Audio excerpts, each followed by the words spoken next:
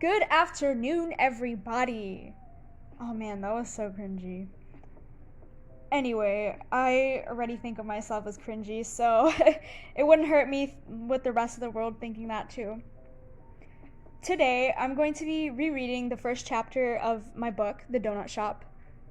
If you've been on my YouTube or my Wattpad for a while, you may remember that I actually did a reading of the first chapter of this book a few months back, maybe, I think. Yeah, probably about a few months back. And since then, it's gone through a lot of changes. It's basically revamped itself. So I decided, you know what? I should give the readers what they want. I should give them something pleasing to listen to while they follow along in the text. So here it is. Chapter 1. D stands for Don't Close. It's the end of the world, Ethan thought as he stared up at the worst thing to come across their small town of Ridgecrest. His face appeared crestfallen, the red, poisonous letters mocking him. It was the end. The end of his friendship, the end of the best thing to ever happen to them. That moment of time Ethan and Tweed stood in was when their world imploded, when everything stopped moving. But to understand what happened in its entirety, the clock needs to be set back to the beginning, where it all began. Careful, someone might see how dorky you are, Tweed said from behind Ethan in the hall. The bell hadn't yet rung, but he wanted to get a head start on the lab for the day. Their teacher was the absolute worst about turning assignments in on time, and if they didn't finish an experiment, they would either have to come to school early or stay later. Ethan hated this policy, as did all of his friends, because they always went to their favorite place in the entire world after school, Soul Bakery. The dark-haired boy turned around, his eyebrow quirked up, and waved to Tweed, who jogged over, catching up to him further down in the hall. Ethan had been told he was a fast walker, but he didn't mind his bad habit unless he was walking with someone. Then, he usually forced himself to match their pace. That doesn't sound very positive, Mr. Ramirez, Ethan mocked in the way that their chemistry teacher did. His friend rolled his eyes, jostling his shoulder. The pants that gave Tweed his name swished as they walked into the chemistry room. Mr. Feld was already seated at his desk and was typing away on his keyboard. And he barely glanced up when the boys walked in, not even reacting when they greeted him. He just grumbled a good morning, continuing his ever-present work. Someone's grumpy this morning, Tweed whispered to Ethan, making the other boy chuckle. We better count our lucky stars that he isn't giving us a pop quiz before the lab, said Ethan, laughing as they headed towards their lab table in the back. Mr. Feld had already wheeled out their cart, filled to the brim with various tools Ethan recognized were used in the lab diagrams from the book. Mr. Feld, are we doing a titration lab? Ethan asked. The teacher snapped up like he had awoken out of a trance. He looked at the boys, who slipped on their goggles and grabbed the equipment needed for the lab. Oh yes, we are. Where is everyone? Mr. Field glanced up at the clock. When he saw the time, he turned back to the boys, who were enveloped in silence as they set up their beakers with the clear fluid that would soon turn blue. You guys are pretty early today, Mr. Feld observed. Tweed nodded. Yeah, we figured we might as well get a head start today since we're already here, he said as they finished prepping the beakers, the beret fixed onto the stand. Ethan knew that his friend had already read up on how to properly assemble the station, but he hadn't gotten quite that far, being swamped with various assignments. As a junior, he expected to have his life more under control this year and maybe handle his procrastination problem, but life seemed to have other plans for him. Tweed, do you know how this lab goes? Ethan asked, and Tweed nodded, his light bulb-colored hair bobbing with his head. Yeah, I did the homework for the next chapter last night. By the way, where were you? We missed you at Soul Bakery, he said. Soul Bakery was tied to good pastries and late-night study sessions in Ethan's mind. Just the mention of the bakery made his mouth water and his fingers itch to do something. However, the bakery was so much more than just a great study spot. It represented a place of new beginnings and strong bonds forming. The atmosphere and all of the people there felt like home, even to the misfits like Ethan and Tweed. It was central to their community, and Ethan doubted that most people would be as close and connected to their small town as they were. Without the bakery, they would all be living separate lives, seeing, but not really seeing, each other.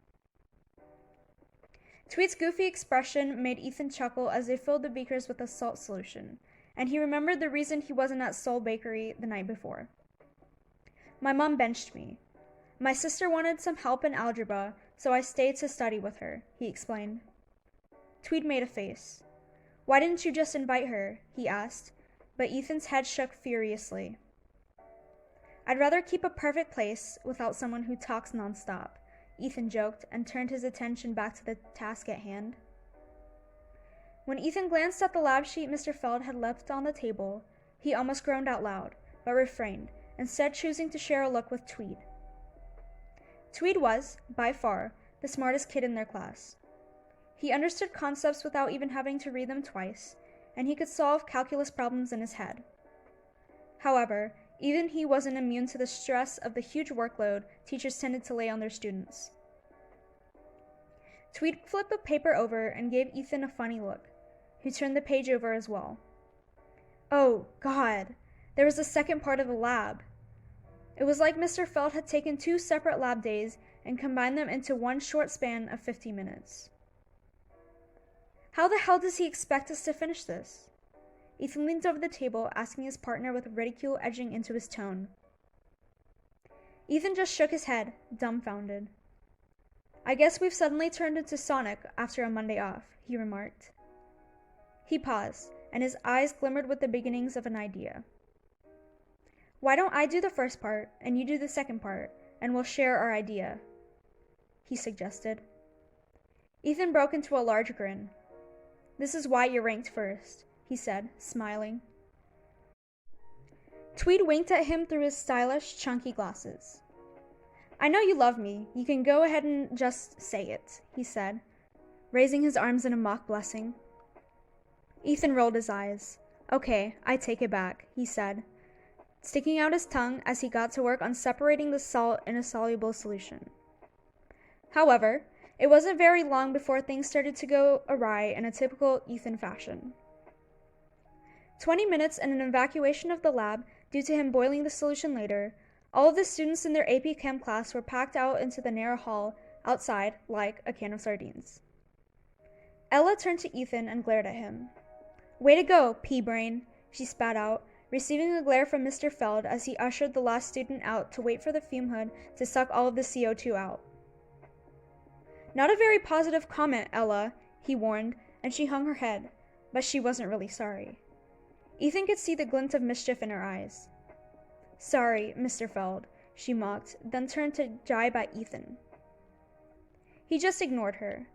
She always jeered insults at him, more than he and Tweed bickered, and Ethan thought she would have stopped once she came back from her study abroad trip a few weeks ago, but to no avail. He turned to Tweed, who was on TikTok. It's a wonder how you keep such good grades and still have a social life, Ethan said, but Tweed just grunted, scrolling through memes. The dark-haired boy sighed and pressed his back against the wall, its coolness seeping through the hoodie he bought from a trip to the Space Museum a few years back. As he stood relaxing, he noticed Mr. Feld went back inside the room and returned with his mini projector and writing tablet. Cue the entire class wanting to off themselves. All right, guys, so I brought the lesson out here since we can no longer have class in there, he said, and Ethan nearly melted into a puddle right then and there. Read the room, Mr. Feld. No one wants this except you, he thought to himself, pulling his hoodie up so it covered his mouth. Everyone, please sit down so we can start, Mr. Feld ordered, and all of the students shuffled to find a place on the ground. As Ethan looked around at their disinterested faces, he noticed Tweed had disappeared. He scanned the crowd again, but his eyes fell short of one particular boy. Mr. Feld, may I use the restroom? He asked the teacher. Mr. Feld sighed. On any other day, he would have gone to hell and back before he said yes, but today he was quite annoyed with Ethan, so he permitted him to leave. Sending a silent thank you above, Ethan got up and fast walked down the main hall, peering down every hall with classrooms in them to search for Tweed. He was nowhere to be found.